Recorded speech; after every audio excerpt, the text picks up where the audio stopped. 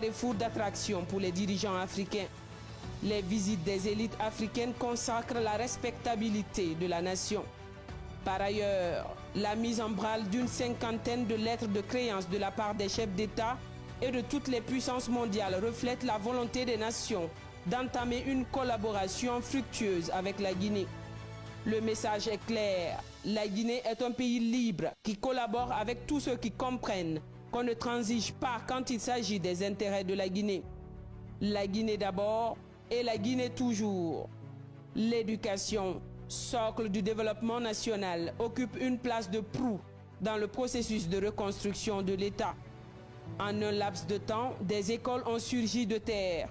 D'autres ont été restaurées, révélant un engagement inflexible pour l'éducation guinéenne. De l'école primaire Bari Diawadou à la naissance pour la première fois en Guinée d'un Britannique militaire, en passant par l'épanouissement du village numérique, le président Doumbouya ouvre la voie à un horizon éducatif radieux. Le CNRD, à sa tête le colonel Mamadi Doumbouya, c'est une posture d'humanisme. C'est un homme d'honneur avec le sens du devoir et du patriotisme. La première dame de Guinée, Madame Lauriane Doumbouya, se joint également à cette chaîne de charité, attestant d'un leadership axé sur le bien-être de la population. Madame Doumbouya est au bon soin de la petite enfance, assiste les femmes guinéennes partout dans le pays où elles sont confrontées à des actions de la nature, comme dernièrement lors des grandes pluies dévastatrices à Koya, Kindia et Boké. La première dame, dont la générosité n'a d'égal que celle de son époux, se fait également l'ambassadrice et le relais des doléances des courageuses femmes guinéennes auprès des autorités de la transition. Sur le plan politique, une mutation institutionnelle de grande envergure a été enclenchée via le symposium sur le constitutionnalisme, tout comme par les débats constitutionnels en l'enceinte du Palais du Peuple, visant à doter la Guinée d'institutions robustes, équitables et transparentes. Le fil du dialogue politique n'est pas rompu. Tous les acteurs sont invités régulièrement à prendre part à la nouvelle dynamique et à s'imprégner des enjeux de la situation. Le chemin parcouru est élogieux, mais les défis qui restent sont énormes. La prise de responsabilité des forces de défense et de sécurité sous la gouverne éclairée du colonel Mamadi Doumbouya ne fut pas un choix facile. À la tête du Comité national du Rassemblement pour le développement CNRD, le colonel Mamadi Doumbouya déploie avec majesté ses réformes. Animé par une conduite qui confine à l'exemplarité, une détermination inébranlable et une vision de développement pour sa nation, orchestrée avec une dextérité digne d'un maître d'orchestre. Les faits s'affichent en ambassadeur. Des actions salvatrices fondamentales ont été déclenchées, dévoilant des résultats palpables et gratifiants au bénéfice du peuple souverain de Guinée. Chaque pensée de la vie guinéenne s'est déployée avec la ferveur des fondements posés pour la régénérescence de l'État. Que ce soit dans la trame sociale, économique ou politique, des évolutions substantielles ont été tracées. Dans l'échiquier social, le président colonel Mamadi Doumbouya s'est engagé avec promptitude dans le processus ardu mais essentiel de guérison des fractures sociales et de restauration des valeurs de coexistence si longtemps négligées avant l'illumination du 5 septembre 2021. Pour exorciser les blessures de l'histoire et initier le ferment de la guérison mémorielle, le colonel Mamadi Doumbouya a posé des actes signifiants. L'érection du Comité national des assises le 25 mars 2022, la naissance d'un espace de concertation inclusif le 6 avril 2022, la genèse d'un cadre de dialogue inclusif le 9 septembre 2022 et l'éclosion d'un dialogue interguinéen le 25 novembre 2022. Un organe pérenne de suivi des résolutions nées de ce dialogue a également été instauré, esquissant une volonté franche de dialogue entre toutes les parties. Dans le domaine économique, le méga-projet Simandou est un symbole de rigueur dans la conduite des affaires de l'État. Les autorités guinéennes, sous le leadership du colonel Mamadi Doumbouya, ont déployé des efforts herculéens pour préserver les intérêts de la nation au sein du projet Simandou, attirant l'attention au-delà des frontières. Les 4 principales composantes de ce projet sont les mines, les rails, les ports et l'acierie pour la transformation locale de la matière première. Les études complètes concernant l'acierie seront achevées 2 ans après le début de l'exploitation.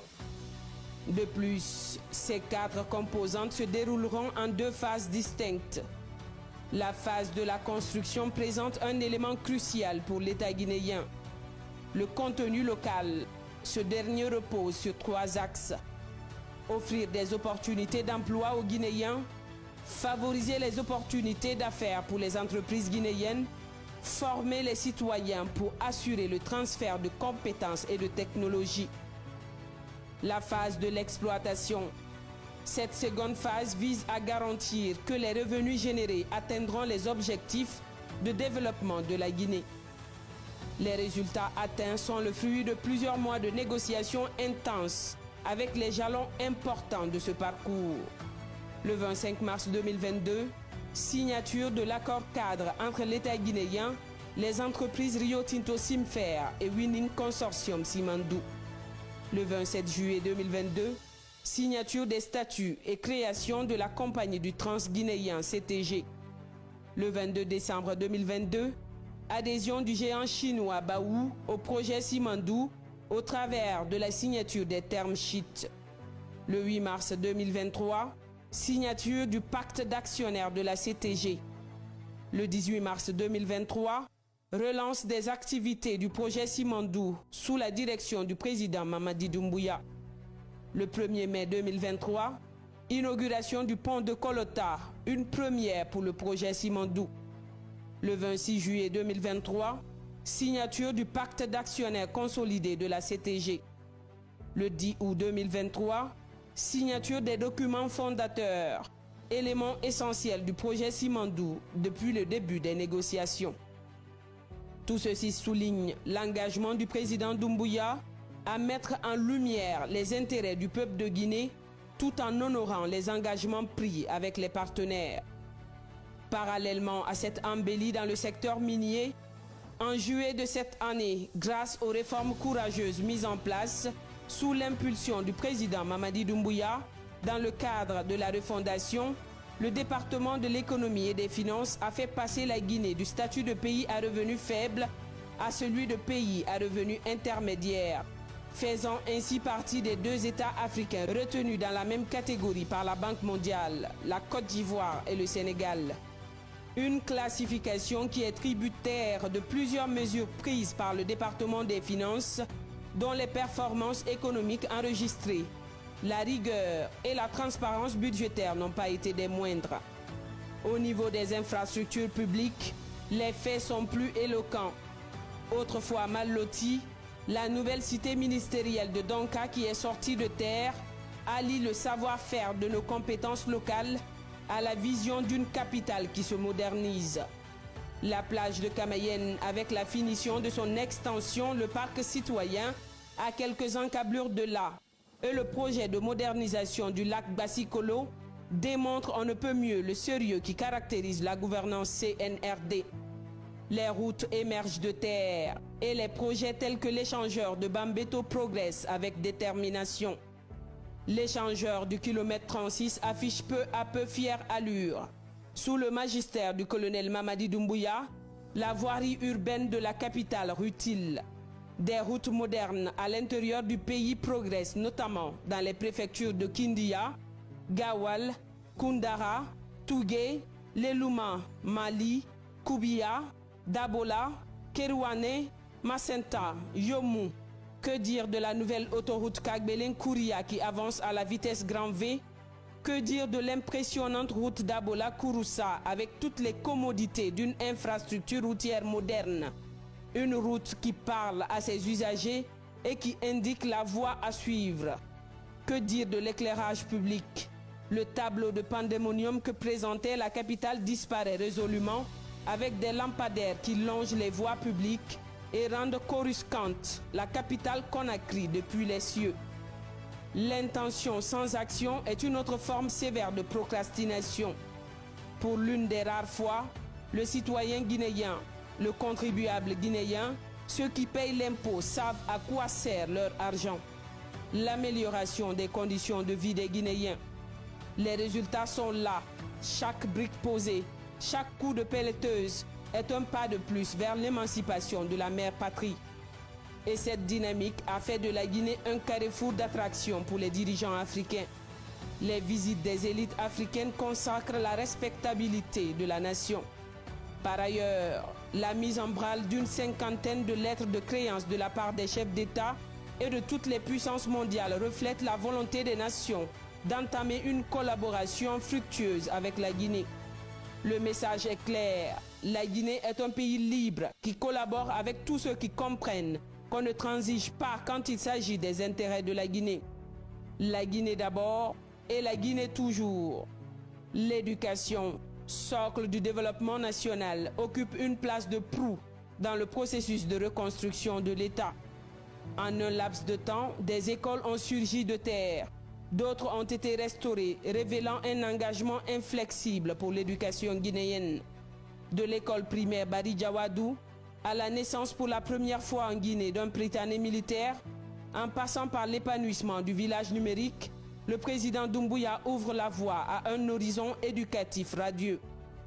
Le CNRD, à sa tête le colonel Mamadi Doumbouya, c'est une posture d'humanisme. C'est un homme d'honneur avec le sens du devoir et du patriotisme.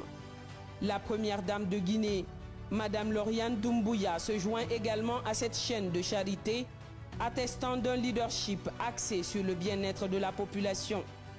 Madame Doumbouya est au bon soin de la petite enfance, assiste les femmes guinéennes partout dans le pays où elles sont confrontées à des actions de la nature, comme dernièrement lors des grandes pluies dévastatrices à Koya, Kindia et Boké.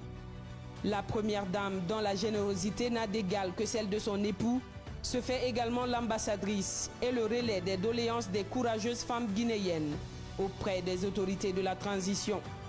Sur le plan politique, une mutation institutionnelle de grande envergure a été enclenchée via le symposium sur le constitutionnalisme, tout comme par les débats constitutionnels en l'enceinte du Palais du Peuple, visant à doter la Guinée d'institutions robustes, équitables et transparentes. Le fil du dialogue politique n'est pas rompu. Tous les acteurs sont invités régulièrement à prendre part à la nouvelle dynamique et à s'imprégner des enjeux de la situation. Le chemin parcouru est élogieux, mais les défis qui restent sont énormes. La prise de responsabilité des forces de défense et de sécurité sous la gouverne éclairée du colonel Mamadi Doumbouya ne fut pas un choix facile. À la tête du Comité national du Rassemblement pour le développement CNRD, le colonel Mamadi Doumbouya déploie avec majesté ses réformes.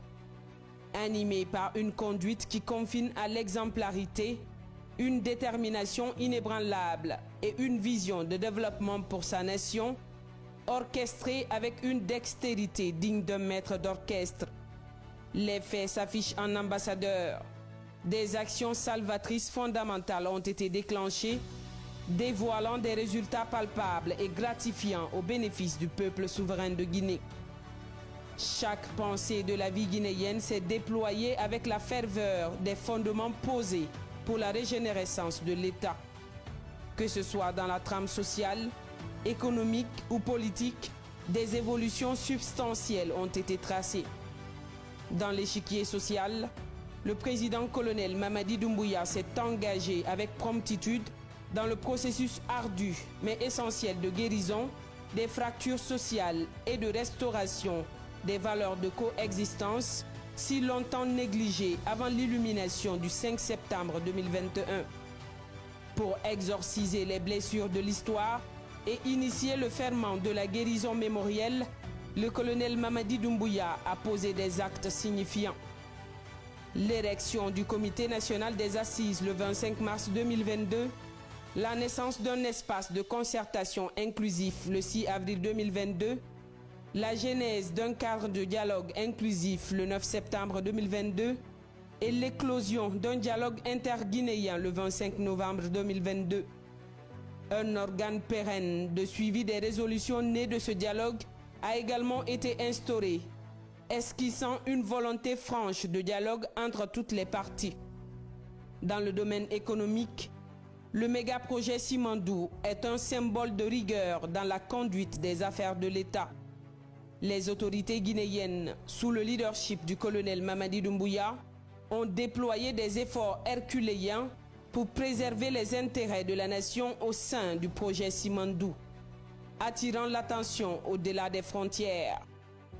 Les 4 principales composantes de ce projet sont les mines, les rails, les ports et l'acierie pour la transformation locale de la matière première. Les études complètes concernant l'acierie seront achevées 2 ans après le début de l'exploitation. De plus, ces 4 composantes se dérouleront en 2 phases distinctes. La phase de la construction présente un élément crucial pour l'État guinéen. Le contenu local, ce dernier repose sur 3 axes. Offrir des opportunités d'emploi aux Guinéens, favoriser les opportunités d'affaires pour les entreprises guinéennes, former les citoyens pour assurer le transfert de compétences et de technologies. La phase de l'exploitation. Cette seconde phase vise à garantir que les revenus générés atteindront les objectifs de développement de la Guinée.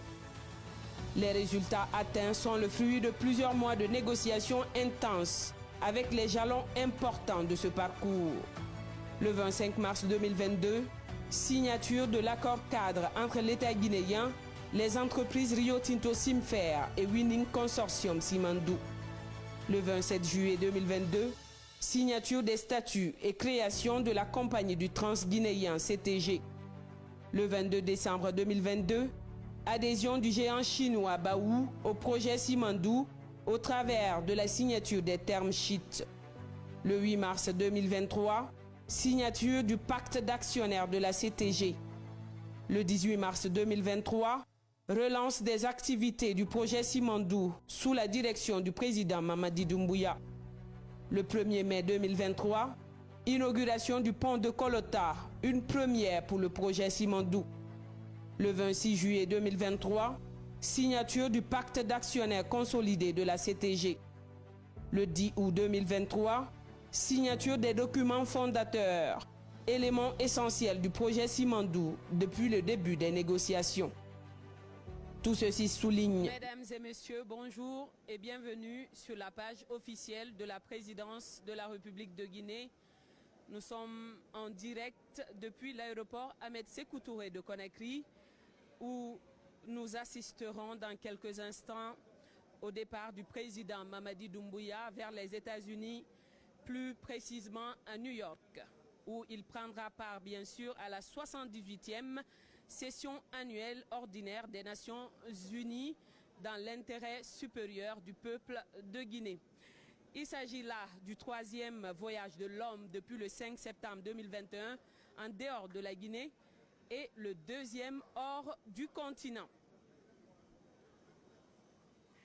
Il convient de rappeler que le président Mamadi Doumbouya a reçu une invitation spéciale du secrétaire général des Nations Unies pour assister à cet événement mondial qui réunira tous les dirigeants du pays, tous les dirigeants des pays membres de l'ONU, je voulais dire. Cette invitation revêt une signification profonde et puissante.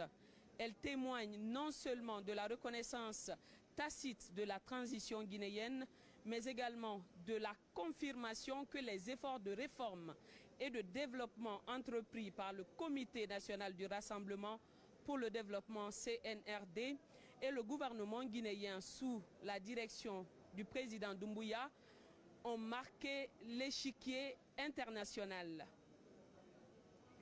Alors, au cours de cette session, le président Mamadi Doumbouya prendra la parole pour transmettre les salutations et le message du peuple de Guinée au monde, qui lui ouvre désormais grandement ses portes.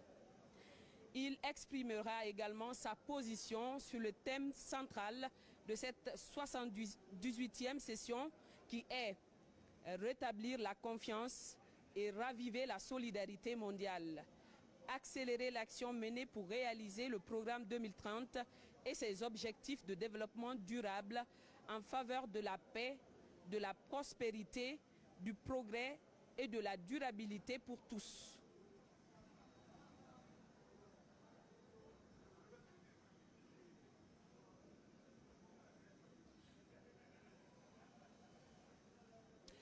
Dans quelques instants, le colonel Mamadi Doumbouya, qui est déjà installé dans le pavillon présidentiel, va se diriger vers la haie d'honneur où il suivra le cérémonial de départ qui lui est réservé.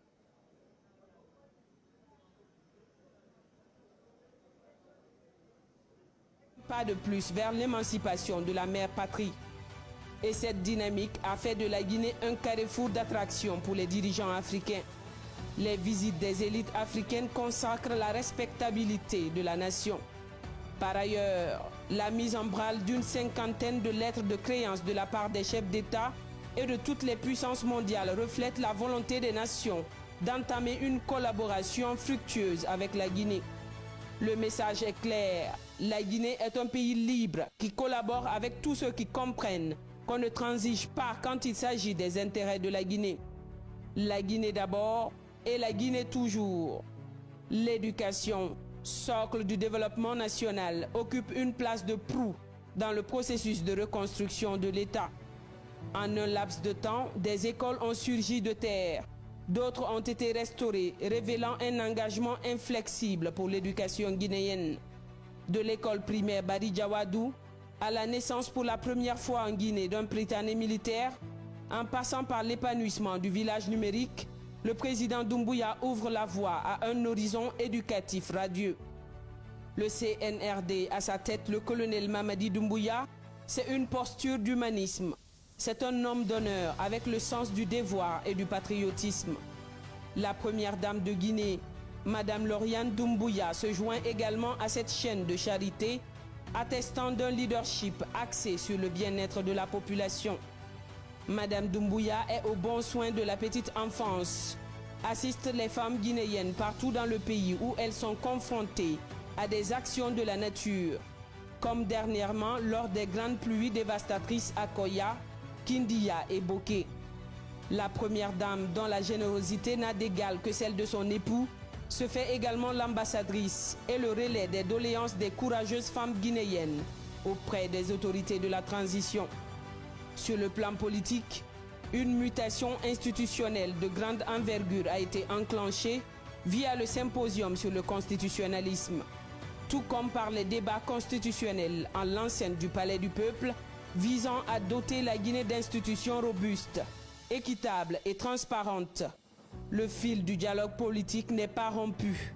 Tous les acteurs sont invités régulièrement à prendre part à la nouvelle dynamique et à s'imprégner des enjeux de la situation. Le chemin parcouru est élogieux, mais les défis qui restent sont énormes. La prise de responsabilité des forces de défense et de sécurité sous la gouverne éclairée du colonel Mamadi Doumbouya ne fut pas un choix facile. À la tête du Comité national du Rassemblement pour le développement CNRD, le colonel Mamadi Doumbouya déploie avec majesté ses réformes. Animé par une conduite qui confine à l'exemplarité, une détermination inébranlable et une vision de développement pour sa nation, orchestrée avec une dextérité digne d'un maître d'orchestre. Les faits s'affichent en ambassadeur. Des actions salvatrices fondamentales ont été déclenchées, dévoilant des résultats palpables et gratifiants au bénéfice du peuple souverain de Guinée. Chaque pensée de la vie guinéenne s'est déployée avec la ferveur des fondements posés pour la régénérescence de l'État, que ce soit dans la trame sociale. En direct de l'aéroport Ahmed Sékou Touré de Conakry, nous allons assister dans quelques instants au départ du président Doumbouya vers les États-Unis.